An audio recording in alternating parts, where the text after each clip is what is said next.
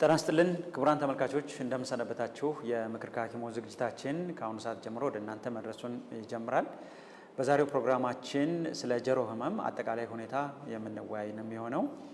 ዛሬም እንደ ሌሎች ፕሮግራሞቻችን ጎንደር ነው የምንገኘው።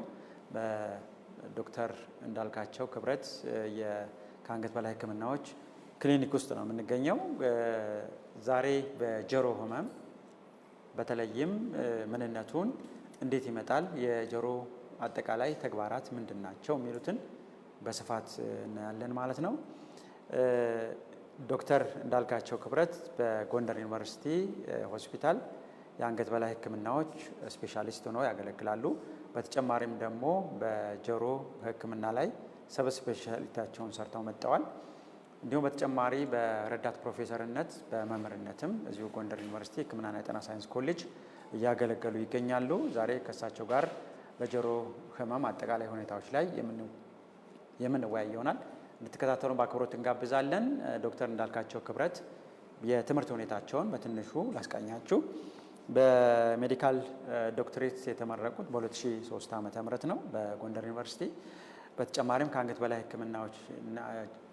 በላይ ህክምናዎችን ስፔሻሊቲያቸውን ሲሰሩ ደግሞ በአዲስ አበባ ጥቁር አንበሳ ሆስፒታል ነው። ተጨማሪ ደግሞ የሰብ ስፔሻሊቲያቸውን በጆሮ ህክምና አሜሪካን ሀገር ኢሊኖይ ዩኒቨርሲቲ ውስጥ የሰሩ ናቸው። አጠቃላይ 14 ዓመት የስራ ልምድ አላቸው። ከዚህ የስራ ልምዳቸውና አጠቃላይ የትምህርት ቆይታቸው ያገኙትን እውቀት እንዲሁም በስራ ልምዳቸው ያገኙትን እውቀት ያካፍሉናል። ዛሬ እንድትከታተሉን በአክብሮት ትጋብዛለን። ዶክተር እንዳልካቸው በተለይም ከአንገት በላይ በሆኑ ህክምናዎች ላይ በተለያዩ የአፍሪካና የአውሮፓ ሀገሮች እየተዘዋወሩ የተለያዩ ስልጠናዎችን ወስደው የመጡ ባለሙያ ናቸው። ማህበረሰቡ ሊያውቅ ይገባል ብለው የሚያስቡትን በጆሮ ህመም ላይ ሊታወቅ ይገባል የሚሉት መረጃዎች ሊሰጡን ነው የተገናኘን። በድጋሚ እንድትከታተሉ እንጋብዛለሁ። ዶክተር እንኳን ተገናኘን፣ እንኳን ደህና መጡ። አመሰግናለሁ። እንኳን ደህና ቆያችሁ። አመሰግናለሁ። እኔም ዶክተር ስለ ጆሮ ነው የምናነሳ። የጆሮ ተግባር ምንድን ነው፣ አጠቃላይ ጆሮ ምን ይመስላል የሚለውን ነገር እንደ መገቢያ እናድርገው። እሺ፣ አመሰግናለሁ። በድጋሚ እንግዲህ ጆሮ የምንለው አካል ከጎን ባለው የራስ ቅል አችን ላይ ተቀምጦ የሚገኝ ነው። ጆሮ ስንል እንግዲህ ያው እዚህ ከምናየው ቅጠሉ ከውጪ ካለው ቅጠል ውጪ ሙሉ በሙሉ የምናገኘው ጆሮን በራስ የጎን አጥንት ውስጥ ቴምፖራል ቦን በሚባል አካል ውስጥ ነው። ቴምፖራል ቦን የሚባለው ቴምፖራል ቦን ያው ቦን አጥንት ማለት ነው። ቴምፖራል ቦን ውስጥ በጎን የራስ ቅል ውስጥ ሙሉ በሙሉ የውጨኛውም የመሃለኛውም የውስጠኛውም የጆሮ ክፍል ተቀምጠው ነው የምናገኘውና ጆሮ የሰው ልጅ ያው 3 ክፍል ነው ያሉት። የውጭ የመሃል የውስጥ እንለዋለን። ከውስጡ ቀጥሎ አይምሮን ነው የምናገኘው ቀጥታ። ስለዚህ በአጠቃላይ የሰው ልጅ ጆሮ ተቀምጦ የሚገኘው ቴምፖራል ቦን በሚባል በራስ ቅል ውስጥ በሚገኝ አጥንት ውስጥ ነው። ከጎን ነው ያለው እዚህ ጋር። ስለዚህ እንግዲህ ይሄ ጆሮን በተመለከተ ስለ ጆሮ በደንብ ለመረዳት ጆሮን ብቻ ማወቁ ትንሽ አስቸጋሪ ይሆናል። ምክንያቱም ይሄ ጆሮ የሚገኝበት አጥንት ውስጥ ከጆሮ ጋር ተጠላልፈው የሚሄዱ አካሎች አሉ። ጆሮ በታመመ ሰዓት ወዲያውኑ አብረው የሚጠቁ። ለምሳሌ ይሄ ፊታችንን የሚቆጣጠረው ነርቭ አንዱ ነው። ሙሉ በሙሉ ከአይምሮ ከወጣ በኋላ ይሄ ፊታችንን የሚቆጣጠረው ነርቭ ከጆሮ ጋር ተቃቅፎ ነው የሚሄደው። በእያንዳንዱ የጆሮ ክፍል ውስጥ ነው የሚያልፈው። ሌሎች እንደዚሁ ደግሞ ለምሳሌ ሌሎችም ይሄ ጉሮሯችንን የመዋጣችንን የመናገራችንን እንደዚሁ የመተንፈሳችንን የሚቆጣጠሩ ነርቮችም ከአይምሮ ጋር ሲወጡ ከዚሁ ጆሮን በያዘው አጥንት ውስጥ አድርገው ነው። ሌላው እንደዚሁ ጆሮ ጋር ተያይዘው የሚሄዱ ከባባድ የደም ጋኖች አሉ። ለምሳሌ ከአንገታችን ያለ የደም ጋን ቀጥታ አይምሮ ጋር ከመድረሱ በፊት በጆሮ ጋር አድርጎ ነው የሚሄዱ። ትልልቅ የደም ጋኖች አይምሮ ጋር ሄደው ደም ከመስጠታቸው በፊት ከጆሮ ጋር ታከው ነው የሚሄዱት እና ብዙ ነርቮችና ብዙ የደም ጋኖች እዚሁ ጆሮ የሚገኝበት አጥንት ውስጥ አብረው ነው ያሉት። ስለዚህ የጆሮ ህመም በሚመጣ ሰዓት የሚመጣው ስሜት የግድ የመስማት ችግር ብቻ ላይሆን ይችላል። ከነዚህ ጋር የተያዙ በኋላ ስንነጋገር ማስረዳው ነገር ስላለ ነው። ሌላው አሁንም ጆሮ ጤነኛ ሆኖ እንዲኖር ጆሮ ብቻ በቂ አይደለም። ጆሮ ጤነኛ ሆኖ እንዲኖር በተለይ መሀለኛው የጆሮ ክፍል መናፈስ ይፈልጋል፣ አየር ይፈልጋል። መሀለኛው የጆሮ ክፍላችን በአየር የተሞላ ነው። ያ በአየር የተሞላበት ምክንያት ይሄ መሀለኛው የጆሮ ክፍል ከጉሮሯችን ጋር ሄዶ ይገናኛል። ቱቦ አለ፣ ኢዩስታሻን ቲዩብ የሚባል ቱቦ ጆሮን፣ አፍንጫንና ሳይነስን ጉሮሮን የሚያገናኝ ቱቦ ነው። ስለዚህ ሰው እንግዲህ የጆሮውን ሁኔታ ሲያይ ከነዚህ ነገሮች አንጻር እነዚህ ነገሮች አብረው ደህና ካልሆኑ ጆሮ ደህና አይሆንም። ስለዚህ ጆሮ በአጠቃላይ እንግዲህ 3 ክፍሎች አሉት እንዳልኩት። እነዚህ 3 ክፍሎች ተባብረው ያው መስማትንም ሚዛን መጠበቅንም ሁለቱንም የጆሮ ስራ በጋራ ይወጣሉ። በተለይ ሚዛን መጠበቅ ስራው የሚጀመረው ውስጠኛው የጆሮ ክፍል ላይ ነው። የውጨኛውና የመሀለኛው የጆሮ ክፍል በኋላ ስዕል ላይ ያሳያችኋለሁ። እነሱ ያው ከመስማቱ ጋር የተያዙ ናቸው። ልክ ውስጠኛው የጆሮ ክፍል ላይ ሲደርስ ግን የመስሚያው ክፍል አለ፣ ሚዛን መጠበቂያው አለ። ስለዚህ የጆሮ ስራ ያው በዋነኝነት ሚዛን መጠበቅና የመስማት ችሎታን ማለት ነው። እነዚህ እንግዲህ የጆሮ ዋና ዋና ተግባሮቹ መስማትና ሚዛን መጠበቅ ናቸው። ሚዛን መጠበቅ ስንል እየተራመድን እያለ ጆሮ ባይኖር እንወድቃለን ማለት ነው። የጆሮን ይህን ያህል ጥቅም ብዙ ይታወቃል ብዬ አላስብም ዶክተር። እንግዲህ ሚዛን ለመጠበቅ የሰው ልጅ አይምሮ 3 የመረጃ ምንጮችን ነው የሚጠቀመው። አንደኛው ጆሮ ነው፣ ሌላው አይን ነው፣ እይታ ነው። ሶስተኛው ደግሞ በየሰውነታችን ክፍሎች በተለያየ ቦታ የሚገኙ ይሄ ከመዳበስ ከመንካት ጋር በተያያዘ ከነሱ መረጃ ይወስዳል እና ከ3ቱም ክፍል መረጃ ሲጎልበት አይምሮ ሚዛን በመጠበቅ ዙሪያ ይደናገራል። ለምሳሌ ግን ከ3ቱ ቢያንስ ከሁለቱ መረጃ ከደረሰው እንደምንም ብሎ ችግሯን ይፈታታል። ከ3ቱ ግን ከሁለቱ ቢያንስ ማግኘት ካቃተው መረጃ አይምሮ ሰውየው ቆሞ መሄድም ሚዛን መጠበቅም ያስቸግረዋል። ስለዚህ አሁን ግን በዚህ አጋጣሚ የሚዛን መጠበቅ ችግር ግን በዋነኝነት በሽታው ሆኖ የሚገኘው ጆሮ ላይ ያለው የሚዛን መጠበቂያ ክፍል ላይ ነው እንጂ አይምሮ ሚዛንን ለመጠበቅ ከጆሮም ከአይንም ከመዳበስ ከፕሮፕሪዮሴፕቲቭ እንለዋለን ከነሱም ይጠቀማል፣ መረጃ ይወስዳል። ግን ከነዚህ ሁሉ በብዛት በበሽታ ተጠቅቶ የሚገኘው የጆሮ የሚዛን መጠበቂያ ክፍል ነው። ቬስቲቡላር ሲስተም እንለዋለን፣ በስዕል እናየዋለን። እሱ ነው በዋነኝነት የሚጠቃው ማለት ነው። በጣም ጥሩ ነው ዶክተር። የጆሮ በሽታዎች ብዙ ናቸው። እስኪ ጆሮን ህመም ላይ የሚጥሉት ነገሮች ምንድን ናቸው? እሺ አሁን እንግዲህ እስኪ የጆሮ በሽታ ምክንያቶችን ከማውራታችን በፊት እስኪ ሰው ጆሮውን ታሞ ሲመጣ ምን የበሽታ ምልክት ይዞ ይመጣል ብለን ከዛ እናያቸዋለን። እንግዲህ በዋነኝነት የሰው ልጅ የጆሮ በሽታ ምልክቶች የመስማት ችግርና ሚዛን መጠበቅ ነው። ከዛ ቀጥሎ ግን ሰው ጆሮውን ታሞ የሚመጣው በብዙ የበሽታ ምልክት ነው። የጆሮ ፈሳሽ አለ። የጆሮ ፈሳሽ ስንል ብዙ አይነት ነው። ደም የሚደማበት አለ፣ መግል የሚመግልበት አለ፣ ውሃ ፈሳሽ የሚፈስበት አለ። ውሃ መሳይ ነገር ሲፈስ ከጆሮ ለኛ መረጃው ከደም መፍሰስ ጋር የተለየ ነው። ምክንያቱም እንዳልኳችሁ የጆሮ ከኋላውም ከፊቱም ከውስጥም ከላይም ድንበርተኛው አይምሮ ነው። የጆሮ ጣራው የአይምሮ መቀመጫ ነው። የጆሮ የውስጠኛው ክፍል አንጎል ነው ያለው፣ ከላይም አንጎል ነው ያለው፣ ከኋላም በኩል አንጎላችን ነው ያለው፣ ከፊትም በኩል እንደዚህ። ወደ ውጭ ብቻ ነው ጆሮ ከሌላ አካል ጋር የማይገናኘው።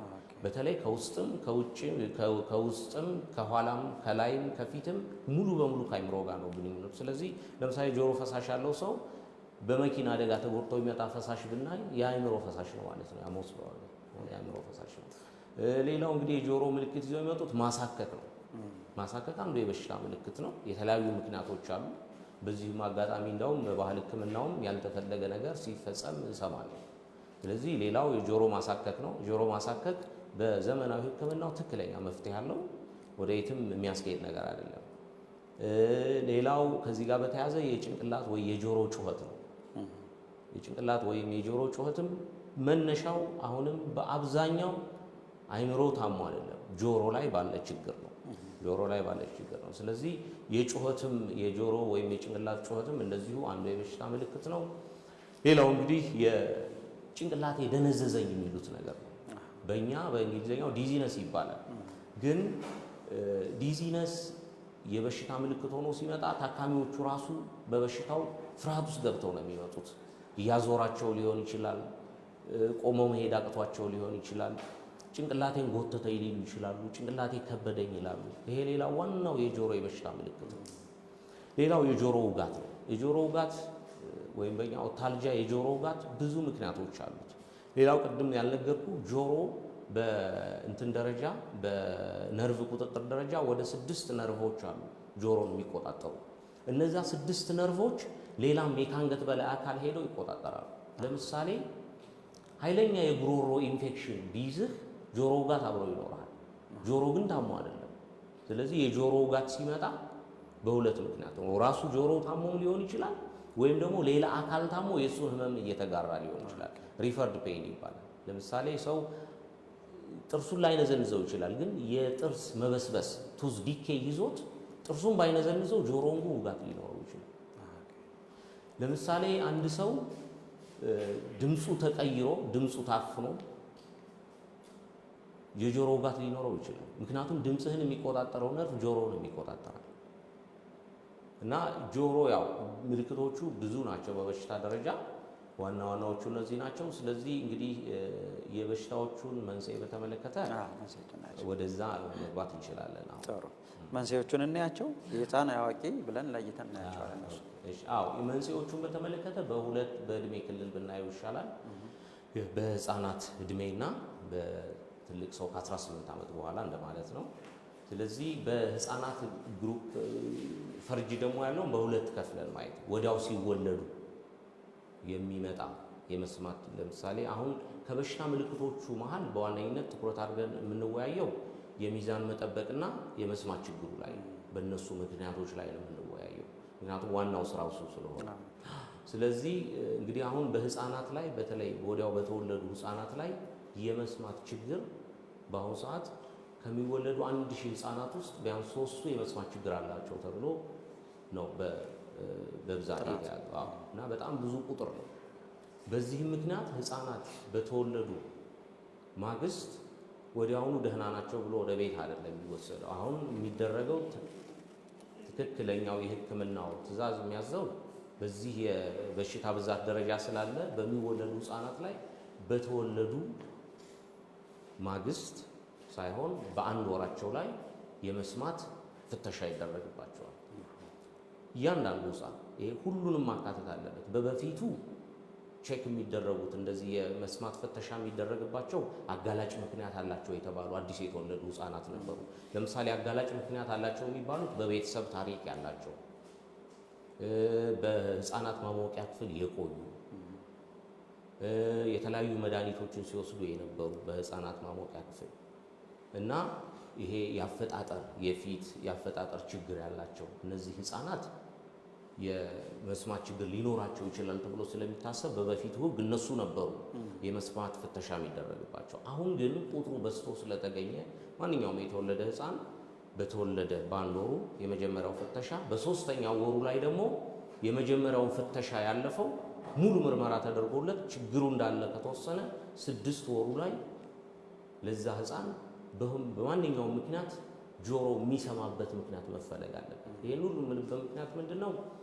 ንግግር መፍጠር የምንችለው ጆሮአችን ድምፅ ሰምቶ ለአእምሮ የንግግር ክፍል በአስፈላጊው ጊዜ ከላከ። ያ ማለት ከመጀመሪያው 6 ወር በፊት ጀምሮ ቢያንስ ድምፅ ሊሰማ ይገባል የአእምሮአችን የንግግር ክፍል ንግግር እንድንፈታ። አለበለዚያ 3 ዓመት ሙሉ ድምፅ ሳይሰማ ለኖረ የአእምሮ ክፍል በማይሰማ ጆሮ ምክንያት ጆሮውን ከ3 ዓመት በኋላ እንዲሰማ ብናደርገው ያ ሰው ንግግር መፍታት አይችልም። ስለዚህ ወርቃማ ጊዜ አለው መታከሚያው ጊዜ። ስለዚህ ቁጥሩ በህፃናት ላይ ብዙ ሆኖ ስለተገኘ ሁሉም ህፃን ይፈተሻል።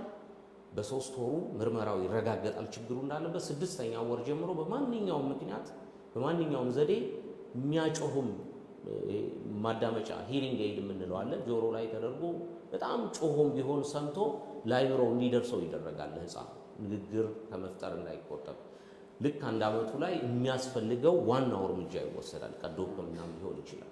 ስለዚህ ይሄ ህፃናት ላይ በተወለዱ ወዲያው አዲስ የተወለዱ ህፃናት የሚያዙበት መንገድ ነው መስማትን በተመለከተ። ምክንያቱም የመስማት ችግርን ወላጅ በገባው ጊዜ በ2 ዓመቱ ቢያመጣው ማድረግ የሚቻለው ነገር እዚህ ግባ የሚባል አይደለም። ጊዜውን ጠብቀው መምጣት መቻል አለበት።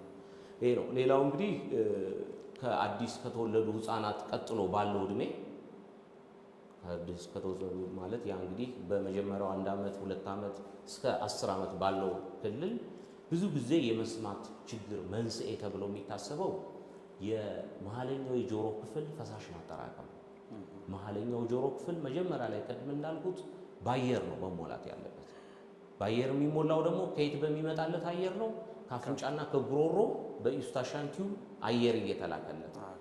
ስለዚህ ይሄ እስከ 7 ዓመት በተለይ ባሉ ህፃናት ላይ ዋነኛው የመስማት ችግር ተብሎ የሚታሰበው ኦታይትስ ሚዲያ ዊዝ ፊውዥን ይባላል። ያ ማለት መሀለኛው ጆሮአችን ፈሳሽ ይዟል ማለት ነው።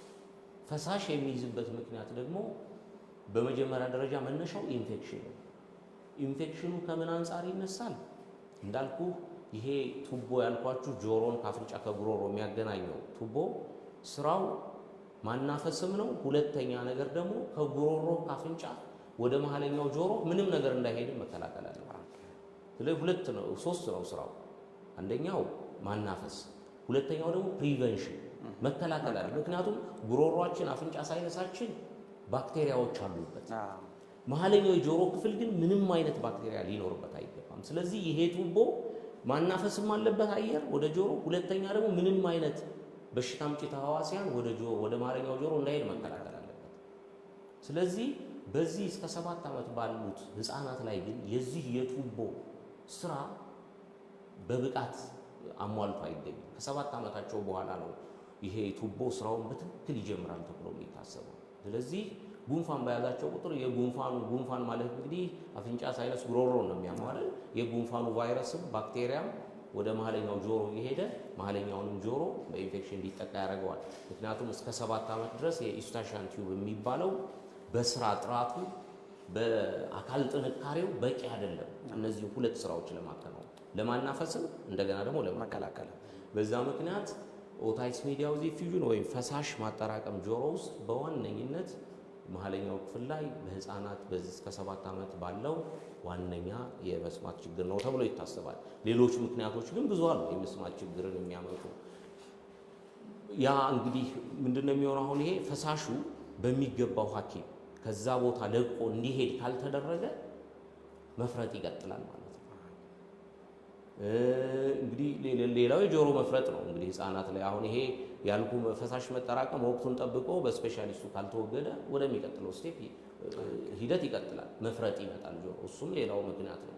እዚህ ጋር ግን የጆሮ ኩክ ማጠራቀም የመስማት ችግር አይደለም ማለት አይደለም፣ በዋነኝነት ለማለት ነው። እሱም ኮመን ነው ህፃናት ላይ፣ እሱም በጣም አለ።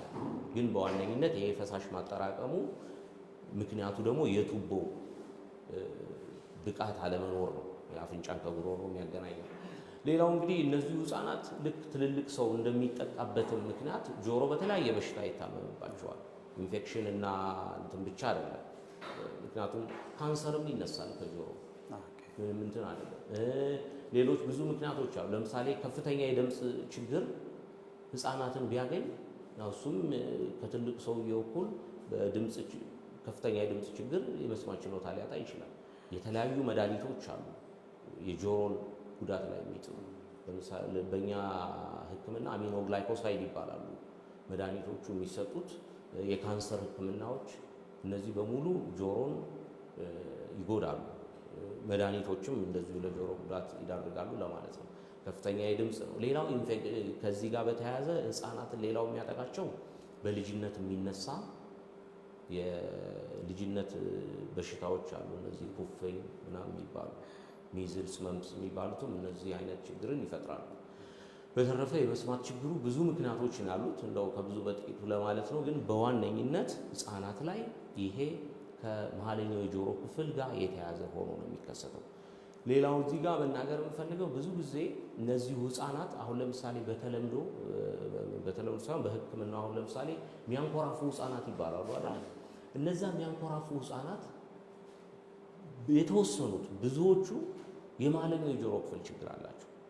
ይህንን ማንም ብዙ ጊዜ በተለይ ከአንገት በላይ ስፔሻሊስት የሆነ ሙያተኛ የሚያክባቸው ከሆነ ይህንን ችግር ማወቅም መጀመሪያውኑ ወደዛም የማስተካከል እርምጃ መግባት የሚችልበት እንትን አይኖርም። ስለዚህ ብዙ ጊዜ እኔ ስለማገኝ ነው ልጆቹ ታፍነው ነው የሚመጡት። ምክንያቱም ቅድምም ብያለሁ፣ ጤነኛ ጆሮ እንዲኖረን ጤነኛ ጉሮሮ፣ ጤነኛ አፍንጫ ሳይነስ ያስፈልገናል።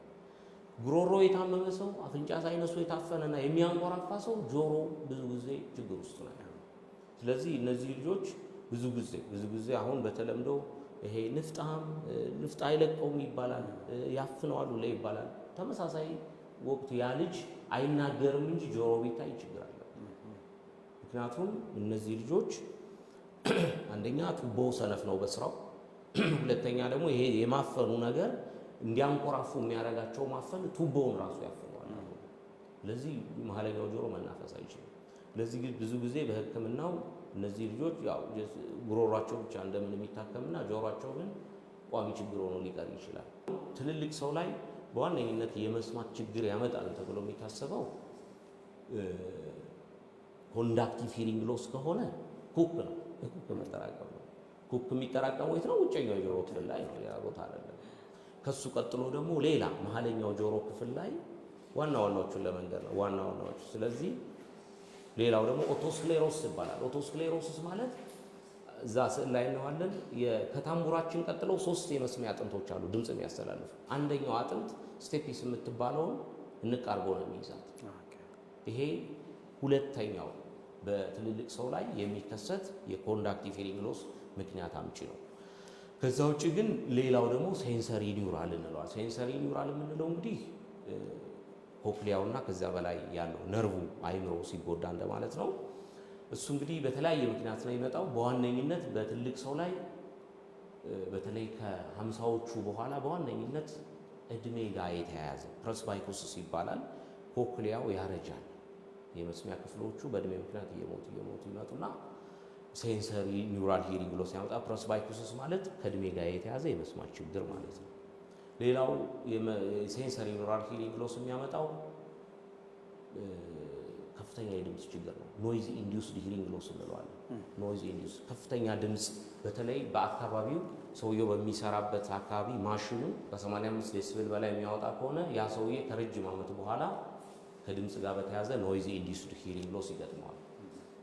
ሌላው እንግዲህ መድኃኒቶችን በተያያዘ ነው። አሁንም መድኃኒት የሚወስድ ሰው በሂሪንግ ሎስ ወይም በመስማት ችግር ይጠቃል። ሌላው ኢንፌክሽን ነው። ትልልቅ ሰው ላይ የጆሮ መፍረጥ ሌላው ዋናው ምክንያት ነው የመስማት ችግር በማምጣት። ከዛ ውጪ ለምሳሌ ያው ከበድ ያሉትን ካነሳን የመስማት ችግር የሚያመጣ ቬስቲቡላር ሸዋኖማ የሚባል እንዲሁ ከጆሮ ጋር የተያዘ የካንሰር ችግር አለ ደርሳ። ሌላው አደጋዎች ናቸው። ብዙ ጊዜ አሁን ሰው የመኪና አደጋ ተመትቶ ብዙ ጊዜ ሩጫው ያው በእርግጥ መጀመሪያ ህይወቱን ለማትረፍ ነው መደረግ ያለበት። ከዛ በኋላ እነዛው ሰዎች ግን ሲታዩ የሚዛን መጠበቅ ችግር፣ የጭንቅላት ጩኸት፣ የመስማት ችግር፣ እንደዚሁ የፊት መጣመም ይገጥማቸዋል። በእኛ ሀገር ከተለመደ አላውቅም እንጂ እነዚህ አይነት ከፍተኛ ማሽን የሚያወጣ መስሪያ ቤት ላይ የሚሰሩ ሰዎች ከመግባታቸው በፊት ልክ አሁን ለሌላ ሜዲካል ቼክአፕ አምጣት ይባላል። ልክ እንደዛው የዚህ የመጀመሪያ ስራ ከመጀመራቸው በፊት ያለው የመስማት ችሎታቸው መያዝ አለበት ከፋይላቸው ጋር። ከዛ ከ5 ከ10 ዓመት በኋላ ያ ሰውዬ በዛ ድምፅ ተጋላጭነት ችግር ውስጥ ከገባ ካምፓኒው እንትን ይፈልጋል፣ ካሳ ክፍያ ይፈልጋል። ያ የሚሆነው ግን የመጀመሪያ ሲገባ እንትኑ ካለው መረጃው ካለው አለበለዚያ ክፍያውን እንትን ለማድረግ ያስቸግራል። ጥሩ ክቡራን ተመልካቾች ፕሮግራማችን አሁንም ይቀጥላል። ምክር ከሐኪሞች ዝግጅታችን ላይ ነው የምትገኙት። ዛሬ እየተወያየን የምንገኘው በጆሮ ህመም ነው። አጠቃላይ የጆሮን ጤና ሊጎዱ የሚችሉ ነገሮች ምን ምን ናቸው፣ በህፃናት በአዋቂዎች ምን ይመስላል የሚለውን ዶክተር እንዳልካቸው ክብረት የጆሮ ሕክምና ስፔሻሊስት እያብራሩልን ነው የሚገኘው። ፕሮግራማችን አሁንም ይቀጥላል። እንድትከታተሉን በአክብሮት እንጋብዛለን።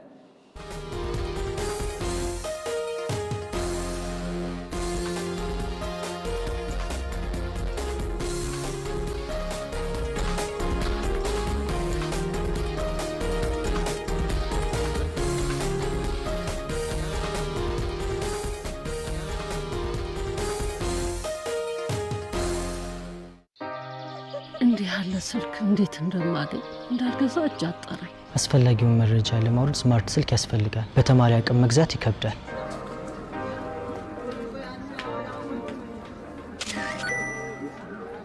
ስማርት ስልክ ሁሉን ያቀላል። አቅም ከሌለ ምን ያደርጋል? ችግሩ በቴሌብር ተፈቷል። በደንበኝነቱና አጠቃቀሙ መሰረት በረጅም ጊዜ ክፍያ ሽያጩ ተመቻችቷል። ከርሶ የሚጠበቀው በቴሌብር ሱፐር አፕ ወይም ኮከብ 127 መሰላል ዲቫይስ ፋይናንሲንግን መርጠው መመዝገብና ወደ ኢትዮ ቴሌኮም አገልግሎት መስጫ ማዕከላት ጎራ ብለው የሚወስዱትን ስማርትፎን መምረጥ ነው።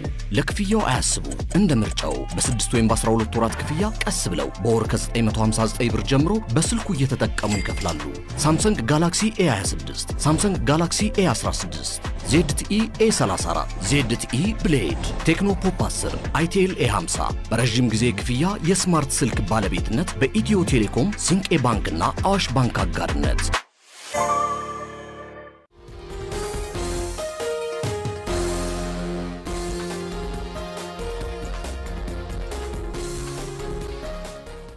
ይሄ ከውጨኛዋ የጆሮ ቅጠል ውጪ እንዳለ በሙሉ ያለው እስከ ውስጠኛው ድረስ እዚህ አጥንት ውስጥ ነው። ቴምፖራል ቦን ይባላል። አሁን ይሄ የጆሮ ጣራ የአይምሮ መቀመጫ ነው። ወደዚህም ያለው የአይምሮ መቀመጫ ነው። ከኋላም በኩል ስንሄድ እንደዚሁ ከአይምሮ ጋር ነው ግንኙነቱ። ስለዚህ ጆሮ ከፊትም ከኋላም ከውስጥም ከላይም እንዳለ በሽታው ሲዛመት ወደ አይምሮ ነው የሚሄደው። ሌላው ነገር ቅድም ያልኳችሁ እነዚህ የደም ጋኖች አሉ። እነዚህ የደም ጋኖች ቀጥታ ከዚሁ በዚሁ በጆሮ ውስጥ አልፈው ቀጥታ የሚሄዱት። ሌላው ነገር ጆሮ 3 ክፍል አለው ብያችኋለሁ። እስከዚህ ድረስ ታምቡሩ ይሄ ነው። ከታምቡሩ ቀጥሎ እነዚህ 3 አጥንቶች አሉ። መሀለኛው ክፍል ይባላል ይሄ።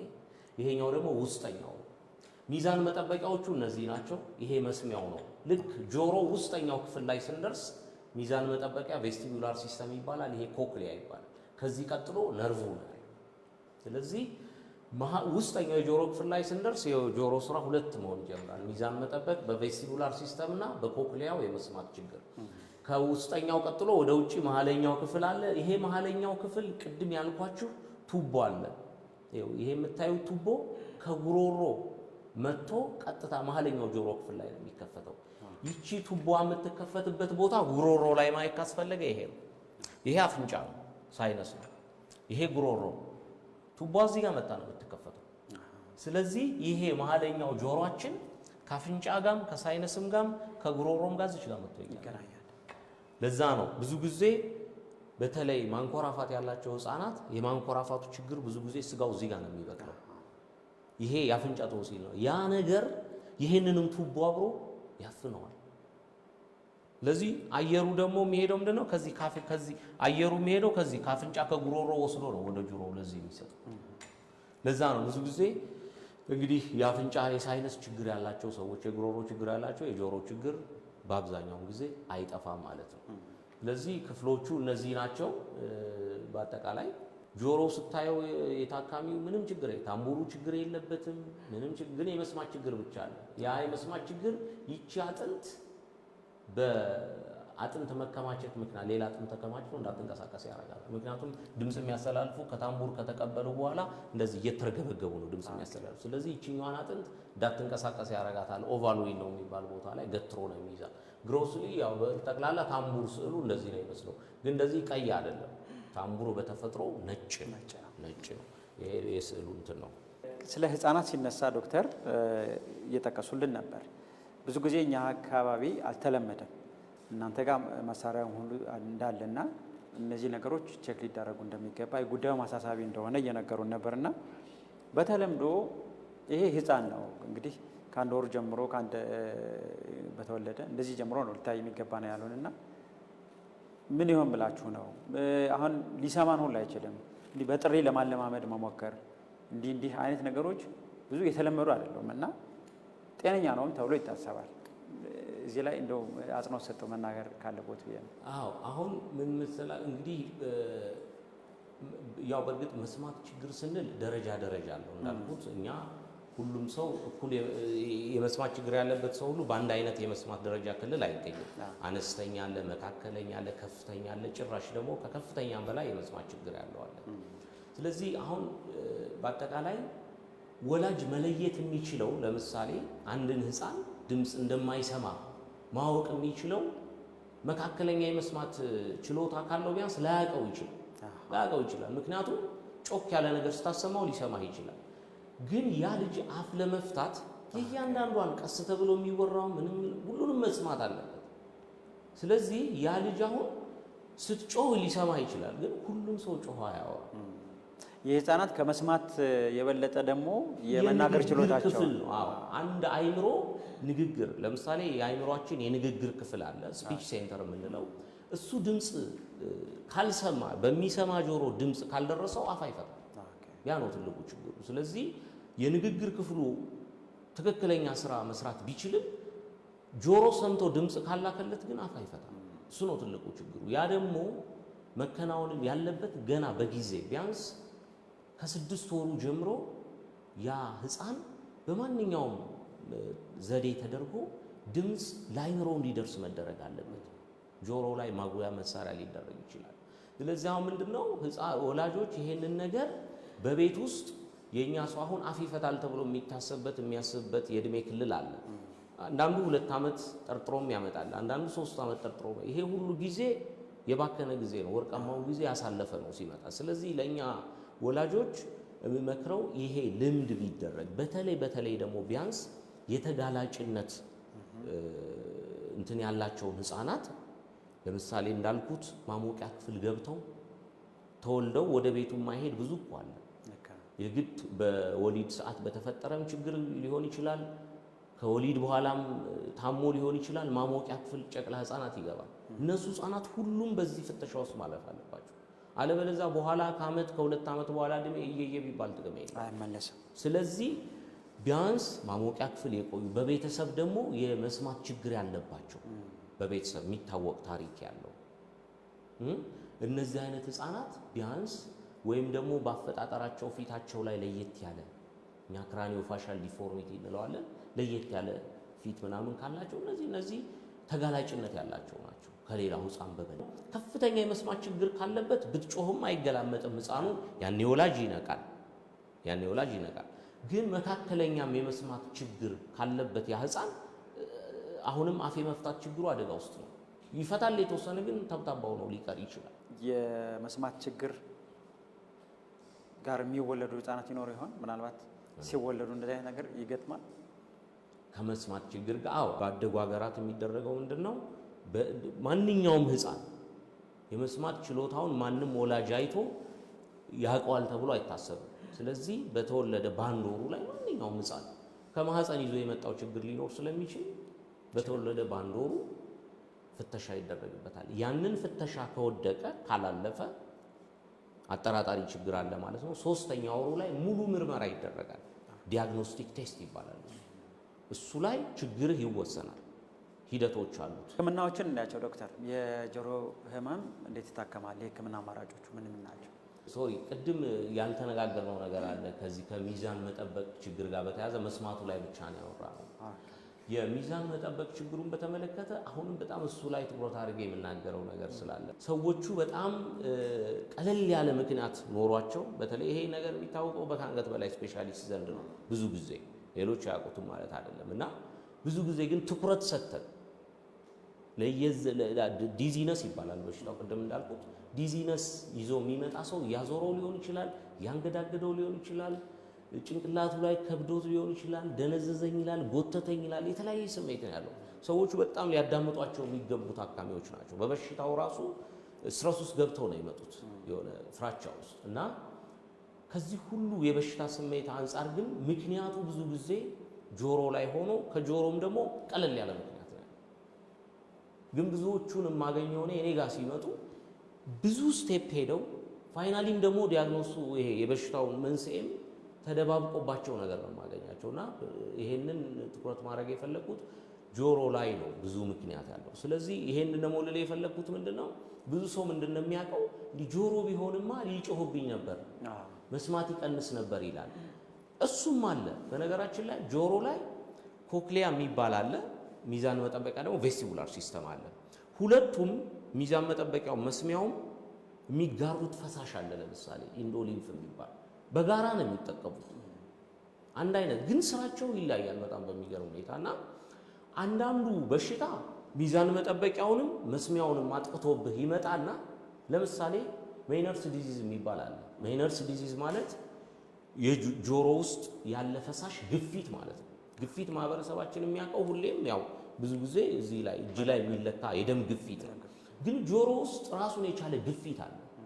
ይሄ በሽታ በጣም በማህበረሰባችን ብዙ አለ። በነገራችን በእኛ የሚታከም መፍትሄ አለው። እንግዲህ ጆሮ አንዱ ስራ መስማት ነው። መስማቱን ለመመርመር የተለያዩ የምርመራ ማሽኖች አሉ። ጆሮም ሲመረመር ሂደቶች አሉት። በአይንህ የምታየው አለ፣ በመሳሪያ ታግዘህ የምታየው አለ፣ ኦቶስኮፕ እንለዋለን ወይም ኢንዶስኮፕ። ከዛ ቀጥሎ ደግሞ ማሽኖች አሉ። የሰው በሽታውን ለማወቅ ሚዛን መጠበቅ ችግሩንም ለመፍታት እንደዚሁ ሰውየውን ታየዋለህ። ማሽን ቴስቶችም አሉ እንደዛ። ስለዚህ አሁን በመስማት ችግሩ ጉዳይ እንዳልኩ ሁለት አይነት መመርመሪያዎች አሉን። አንደኛው ቢሄቪየራል ቴስት እንለዋለን። ቢሄቪየራል ቴስት የምንለው ሰውየውን እየመረመርከው እሱ መልስ መስጠት አለበት ላንተ።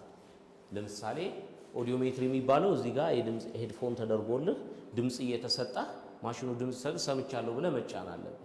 ኦዲዮሜትሪ እንለዋለን። እሱ ኦዲዮሜትሪ አንዱ የመመርመሪያ ዘዴ ነው። ሌሎችም ብዙ አሉ። ለምሳሌ መሀለኛው ጆሮ ክፍል መመርመሪያ ቲምፓኖሜትሪ የሚባል አለ። ሌላ ማሽን ነው እሱ ብዙ አያስፈልገንም አሁን። ሌላው ግን ደግሞ ኦዲዮሜትሪውን ከሌለ የአንድ ዓመት ህፃን ልጅ በምን ልትመረምረው ነው? የተወለደ ህፃን። እሱ ለመመርመር ደግሞ ፊዚዮሎጂ ኦብጀክቲቭ ቴስት የሚባሉ አሉ። ከዚህ ቀጥሎ ደግሞ ሌላ ነርቭን አይምሮን የሚፈትሽ ሌላ ኦዲዮሜትሪ ኦዲተሪ ብሬን ስቴም ሪስፖንስ ኤቢአር የሚባል ስተዲ አለ። ይሄ እንግዲህ የምርመራውን የመስማት ችሎታን ቼክ ለማድረግ ነው።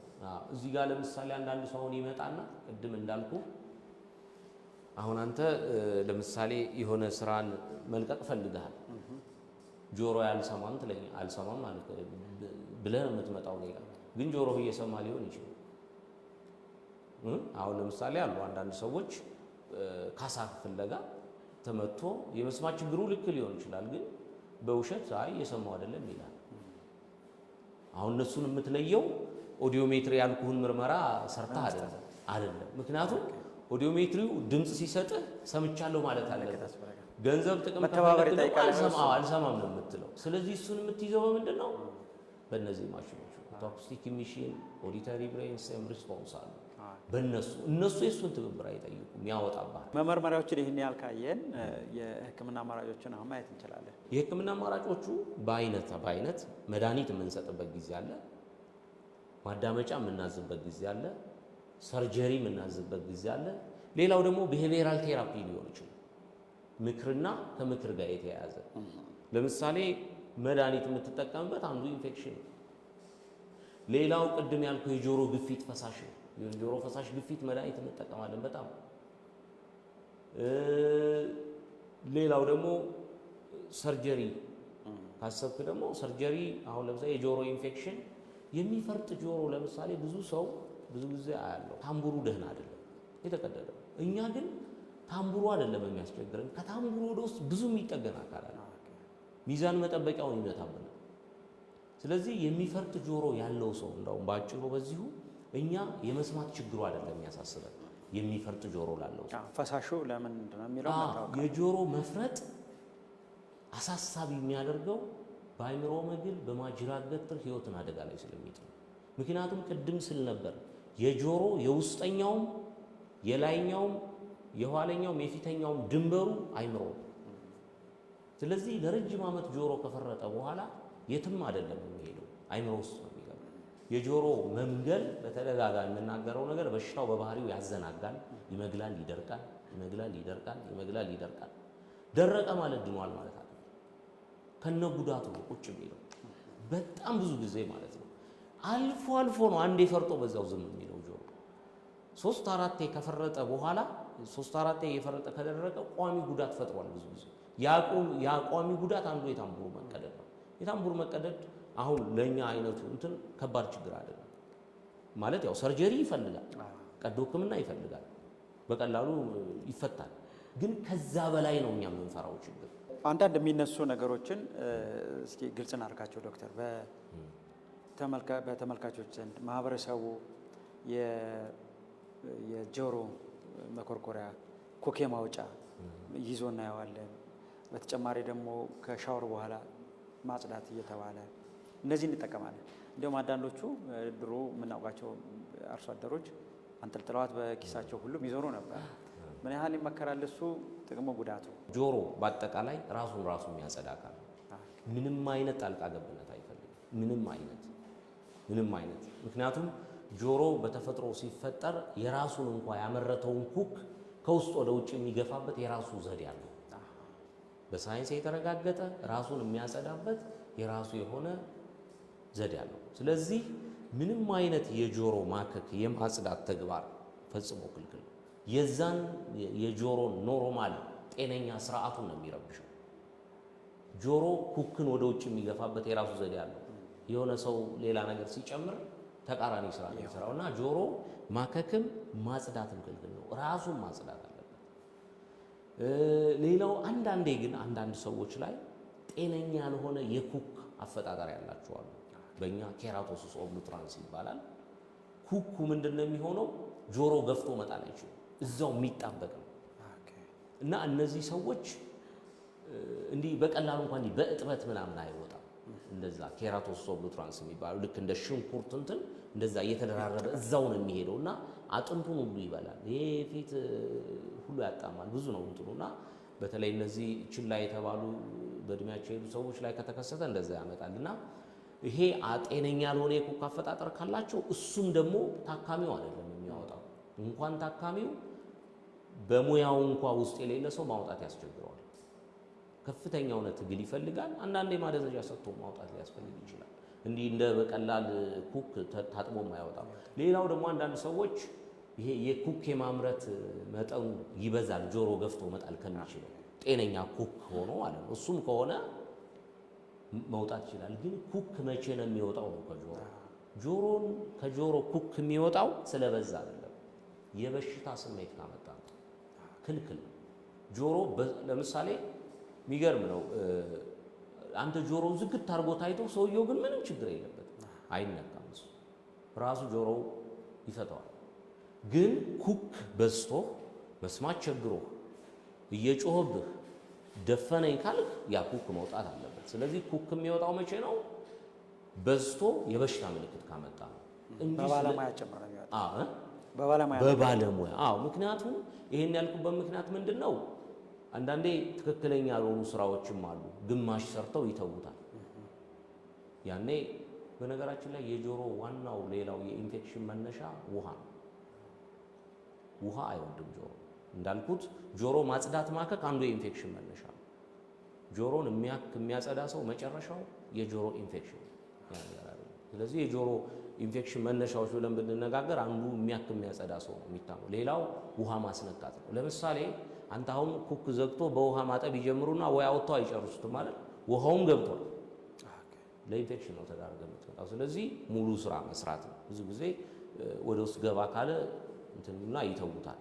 ዞሮ ዞሮ እንዳፈጣጠሩ ነው ማለት ኬራቶሲስ ኦብሉትራንስ ከሆነ ጭራሹኑ ለኛም ቻሌንጂንግ ነው። ግን ያውኛ ብዙ አይፈጠርም እንደዛ አይነት ነገር አለ።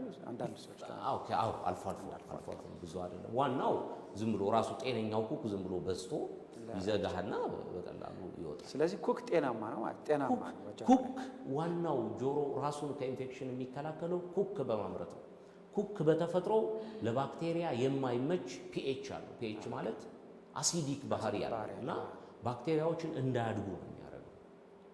ስለዚህ ማውጣቱ ጭራሽ ክልክል ነው። ግን መስማት ችግር ካመጣ ምን እናደርጋለን? ያው ቀጥሎ ራሱ ስለሚያመርት ደግሞ መቀነስ ይቻላል። ጥሩ ነው ዶክተር፣ ጥሩ ማብራሪያ የሰጡ ነው የሚገኙት።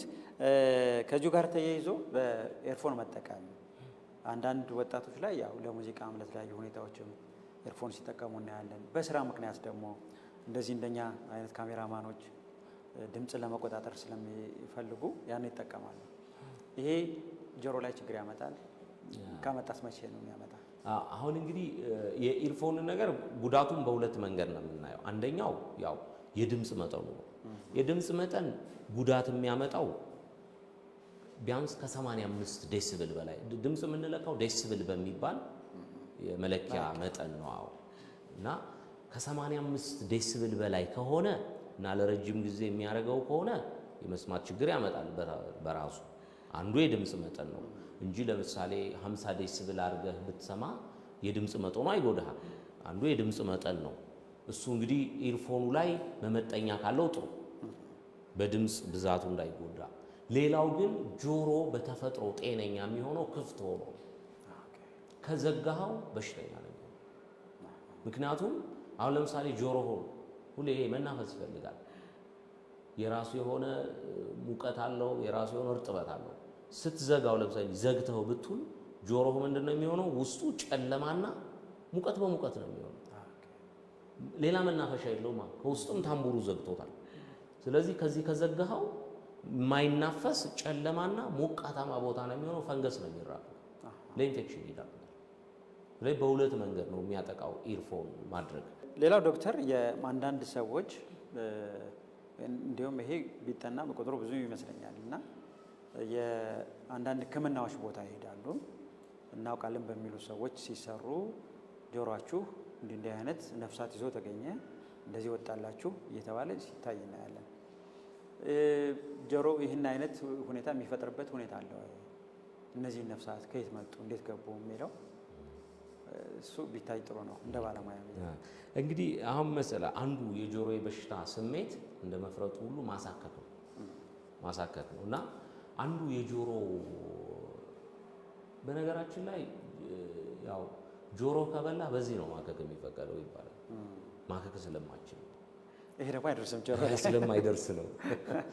ስለዚህ በፍጹም አሁን ጆሮ ካሳከከህ ሂድ ማየት የሚችል ሐኪም ጋር በግምት ተባይ ያወጣለሁ የሚል ጋር ወንጀል ነው እና የጆሮ ማሳከክ ካለህ ከቻልክ ከአንገት በላይ ስፔሻሊስት ጋር ካልሆነም ደግሞ ኦቶስኮፕ ያለው ማንኛውም ሐኪም ጋር ሄደህ ይነግራል እውቀቱ።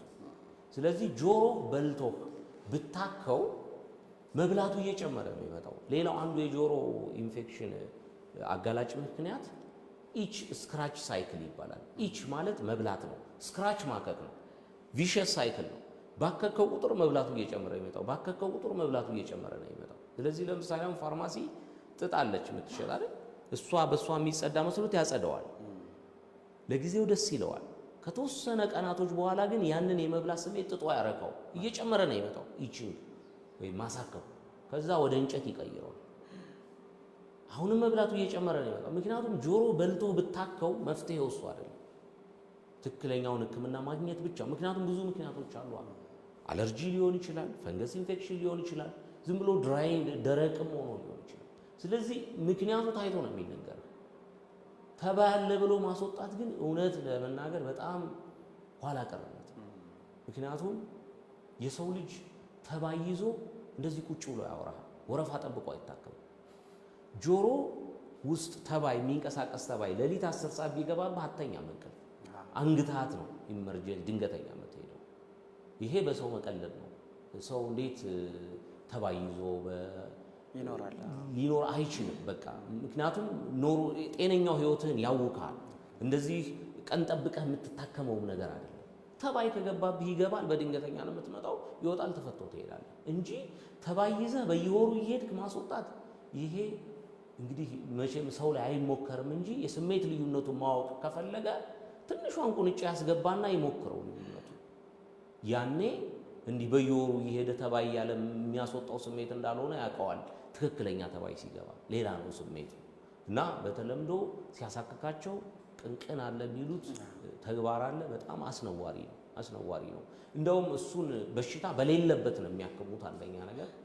ከሱ በተላለፈ መንገድ ግን የሚያደርጉት ተግባር ለኛ የበሽታ ብዛት እየፈጠረብን እየተጎዱ የሚመጡ ሰዎች አሉ። እየተጎዱ ታምቡራቸው ተቀዶ መምገል ሲጀምር አውራው አልወጣም ብሎ ነው ብለው ይሉ እኔ ጋር የሚመጣው እኔ ገጠመኝ ነው ምን አውራው እኮ አልወጣም በቃ እናቲቱ እየተካች ነው ይሏቸው እና በጣም ይሄ አስነዋሪ ተግባር ነው። ምክንያቱም በማህበረሰቡ ላይ ሌላ በሽታ መጨመር ነው የተያዘው። ይሄ ተግባሩ መቆም አለበት። እንደዚህ አይነት በሽታም የለም። ሰው ተባይ ከገባበት እኛ በአንድ ደቂቃ ወጥተን እንልከዋለን።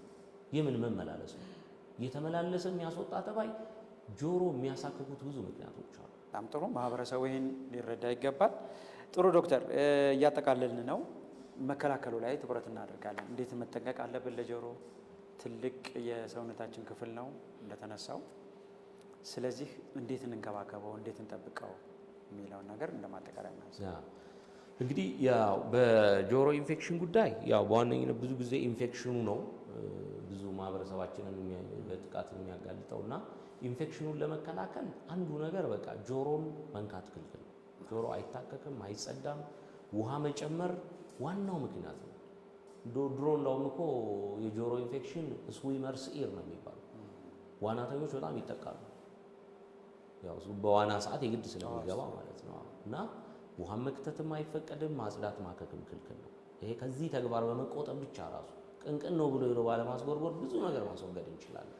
ከዛ ውጪ ኢንፌክሽኑ ከተፈጠረ ደግሞ የግምት ተግባር ተትቶ ጆሮ ለምሳሌ እንዲህ ፊት ለፊት የምታየው አካል አይደለም። በቃ ከዚህ ከቅጠሉ ውጭ እኮ የግድ መሳሪያ ይፈልጋል አይደል? መሳሪያውን ይዞ ሊያይልህ የሚገባ ሰው ያስፈልጋል። ስለዚህ የጆሮውን ኢንፌክሽኑ ደግሞ ከተፈጠረ በኋላ የግምቱ ስራ በእንቅርት ላይ ጆሮ ደግፍ ነው እየሆነ የሚሄደውና ይሄ አንዱ ጥንቃቄ ነው። ሌሎች ህፃናት ላይ ነው። እንዳልኩ ቅድም ለጆሮ የሚደረገው ጥንቃቄ ያው ከፍተኛ ድምጽ ባለበት ቦታ እንድም አለመከሰት ነው። ከፍተኛ ድምጽ የጆሮ የመስማት ችግር ያመጣል። ኢርፎንም አንዱ ክልክል ነው። ምክንያቱም በድምጽም ጩኸት ዘግቶ በመዋልም የሚመጣ ጣጣ ስላለ፣ በህፃናቶች ላይ ደግሞ በዋነኝነት የጆሮ በነገራችን ላይ የመሀለኛው የጆሮ ክፍል ኢንፌክሽን ኦታይቲስ ሚዲያ ይባላል። የመሀለኛው የጆሮ ክፍል የኢንፌክሽን ጥቃት ኦታይቲስ ሚዲያ ይባላልና ይሄ ኦታይቲስ ሚዲያ ወይም መሀለኛው የጆሮ ክፍል ኢንፌክሽን እንዳይፈጠር በዋነኝነት ይረዳል ተብሎ የሚታሰበው አንደኛው ጡት ማጥባት ነው።